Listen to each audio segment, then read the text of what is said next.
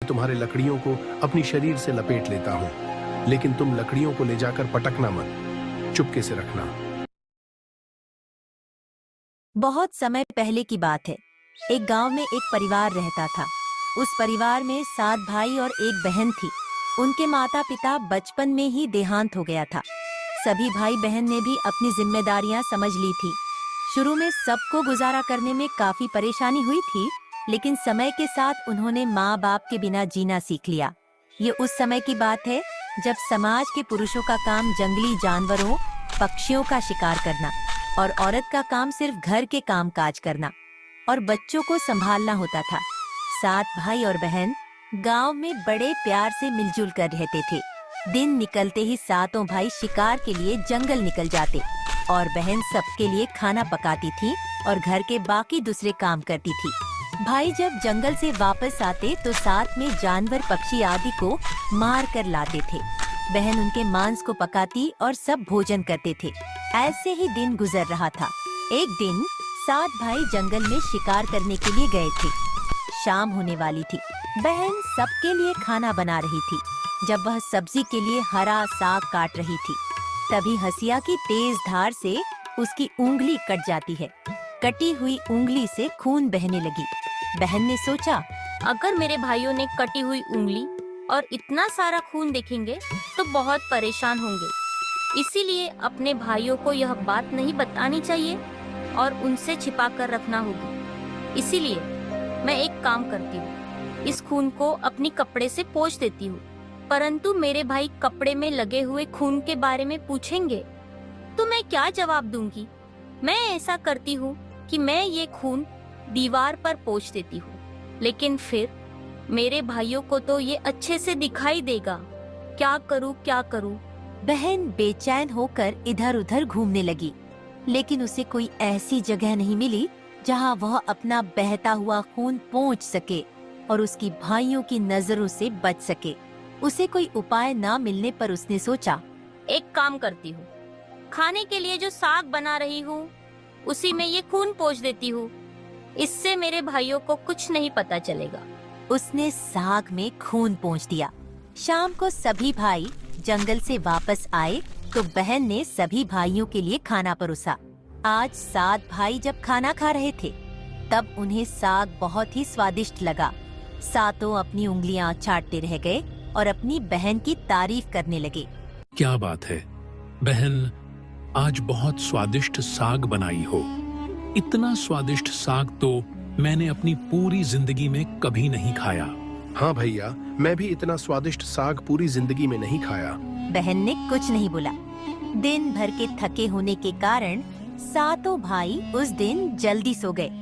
अगली सुबह रोज की तरह जंगल में शिकार करने चले गए। वे सभी आपस में बात कर रहे थे कि रात के भोजन में बहन ने जो साग बनाई थी वो बहुत ही स्वादिष्ट थी। हमने तो आज तक ऐसा स्वादिष्ट साग कभी नहीं खाया था।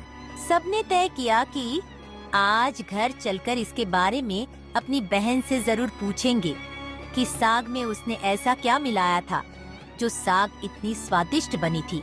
शाम को सातों भाई जब घर आए तो दोबारा अपनी बहन की बनाई हुई साग की तारीफ करने लगे। हमारी प्यारी बहन, कल रात को तुमने साग में ऐसा क्या मिलाया था जो हम लोग उसे भूल नहीं पा रहे हैं? बहन बताना तो नहीं चाहती थी। वह सोच रही थी, अगर उन्हें पता चला कि मेरी उंगली कट गई है तो मेरे सारे भाई दुखी हो जाएंगे, इसलिए उनसे ये सब कहना ठीक नहीं है। मेरी प्यारी बहन, तुम्हें आज बताना ही पड़ेगा कि हमारी बहन ने इतना स्वादिष्ट साग कैसे बनाई। तुम्हें मेरी कसम है बहन, तुम्हें आज सच्चाई बतानी ही होगी। बड़े भाई का सब सम्मान करते थे, इसीलिए बहन को भी अब सच बोलना पड़ा।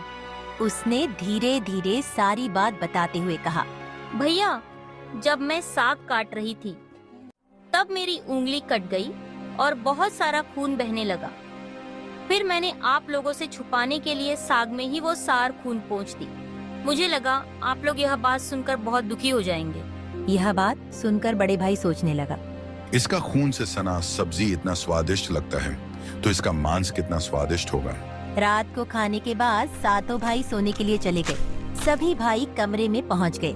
उसके बाद बड़ा भाई सभी भाइयों से कहने लगा, अरे भाइयों, हमारी बहन की खून की बूंदें जब इतनी स्वादिष्ट है तो सोचो उसके शरीर का मांस कितना स्वादिष्ट होगा। हाँ भैया, आप बिल्कुल सही कह रहे हो।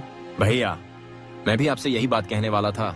सभी भाई अपने बड़े भाई की बातों से सहमत होते हैं, लेकिन छोटे भाई इस बात का विरोध करते हुए कहते हैं, भैया, आप लोग यह क्या बात कर रहे हैं? अपनी छोटी लाडली बहन को काटकर खाने की बात कर रहे हैं। आप लोगों को शर्म नहीं आती भैया? अरे छोटे, तुझे कितनी बार कहा है, जब दो बड़े आपस में बात कर रहे होते हैं तो छोटे का बोलने नहीं चाहिए। इस तरह छोटे भाई जब विरोध करता है तो बड़े भाई उसे डांट डपट कर चुप करा देते हैं। अगले दिन सभी भाई जब शिकार के लिए जंगल जाते हैं, जब वे सभी जंगल पहुंच जाते हैं तो बड़े भाई सबसे छोटे भाई से कहते हैं, अरे भाई, मैं इधर हिरण के बच्चे को जाते हुए देखा, तुम जाकर उसका शिकार करके ले आओ। बड़े भाई की आदेश पाकर छोटे भाई हिरण का शिकार करने के लिए चला जाता है। छोटे भाई की जाते ही बड़े भाई सभी भाइयों से कहते हैं, सुनो भाइयों, हम अपनी बहन को उसकी शादी के बहाने यहाँ लाएंगे, फिर उसे तीर मारकर उसका स्वादिष्ट मांस पकाकर खाएंगे। पांचों भाइयों को अपने बड़े भाई की योजना बिल्कुल अच्छी लगी। शिकार करने के बाद सभी भाइयों ने मिलकर एक टिले पर बांस का एक चबूतरा बनाया। उनकी योजना यह थी कि बहन को भला फुसलाकर यहाँ लाएंगे और तीर मारकर अपनी बहन की हत्या कर देंगे और यही उसका स्वादिष्ट मांस पकाकर खाएंगे। अगले दिन बड़े भाई ने अपनी बहन से कहा, मेरी प्यारी बहन, अब तुम बड़ी हो गई हो और शादी के लायक हो गई हो, तो मैंने तुम्हारे लिए एक सुंदर से वर की तलाश की है और हम उसको देखने के लिए जा रहे हैं, इसलिए तुम भी जल्दी तैयार हो जाओ और हमारे साथ चलो। बहन शादी की बात से बहुत खुश हो गई। वह तुरंत तैयार हो गई और भाइयों के साथ जाने लगी। चलते चलते जब बहन थक गई तो बड़े भाई से पूछने लगी, भैया, मैं चलते चलते थक गई हूँ। मेरा ससुराल अब भी कितना दूर है? बहन, बस अभी कुछ देर में पहुंचने वाले हैं। टीले पर पहुंचते ही बड़े भाई ने अपने छोटे भाइयों से बोला, बहन को टीले पर खड़ा करके उसको रस्सी से खंबे के सहारे बांध दो। बड़े भाई का आदेश पाकर सभी भाई मिलजुल कर बहन को बांधने लगे। बहन को कुछ समझ नहीं आ रहा था कि उनके भाई ऐसा क्यों कर रहे हैं। तभी उसके छोटे भाई बड़े भाई से कहते हैं, मैं आपसे हाथ जोड़कर विनती करता हूँ भैया, आप बहन को मत मारो। छोटे भैया, आप ये क्या कह रहे हो? भला मुझे बड़े भैया लोग क्यों मारेंगे? तब छोटे भाई ने बहन को सारी बात बताई। यह सुनकर बहन के पैरों तले जमीन खिसक गई। अपने सभी भाइयों को हत्यारे के रूप में देखकर बहन का हृदय हाहाकार करने लगा। वह समझ नहीं पा रही थी कि इतना प्यार करने वाले भाई आज मुझे मारने जा रहे हैं। वह ईश्वर को याद करते हुए बोली, भगवान, अब तुम ही मेरे सहारा हो। मेरे छायो भाई मेरी हत्या करना चाहते हैं। इनमें से कोई ऐसा नहीं है जिसके दिल में मेरे लिए दया और प्रेम हो। अपनी बहन की बातें सुनकर सातवां भाई द्रवित हो उठा। बहन की पुकार पर वह तड़प कर रह गया, परंतु उसे 6 बड़े भाइयों को रोकने का साहस नहीं हुआ। बहन को निर्ममता से बांधने के बाद बड़े भाई ने सबको बारी बारी से उस पर तीर से प्रहार करने का आदेश दिया। बड़ा भाई सबसे पहले हाथों में धनुष लेकर जब अपनी बहन पर प्रहार करने को हुआ, तब बहन भाई के सामने हाथ जोड़कर कहने लगी, मारो भैया, छाती में लक्ष्य करके मारो। भैया, छाती में लक्ष्य करके मारो। मारो भैया, मारो भैया, छाती में लक्ष्य करके मारो। बड़े भाई ने कठोरता दिखाते हुए तीर चलाया, पर उसका निशाना चूक गया और वह तीर दूर जा गिरा। उसके बाद अब दूसरा भाई तीर मारने को तैयार हुआ। बहन ने उसके आगे भी हाथ जोड़कर वही बात बोली, मारो भैया, मारो भैया, छाती में लक्ष्य करके मारो। भैया, छाती में लक्ष्य करके मारो।